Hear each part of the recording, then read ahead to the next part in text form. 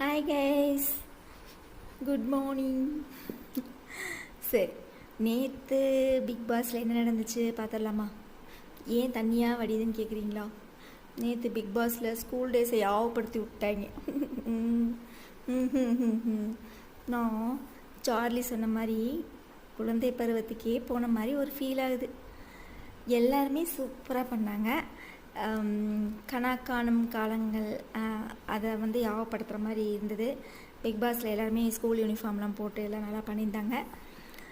எனக்கு வந்து இதில் என்ன விஷயம் தெரிஞ்சது அப்படின்னா, ஜாக்லினும் சௌந்தர்யாவும் கொஞ்சம் ஃப்ரெண்ட்ஷிப்பாக இருந்தாங்க. அது வந்து இப்போ அப்படியே சரியாக லைட்டாக தொடங்கிருச்சு, 2 பேர்த்துக்கு முட்டிக்கிச்சு.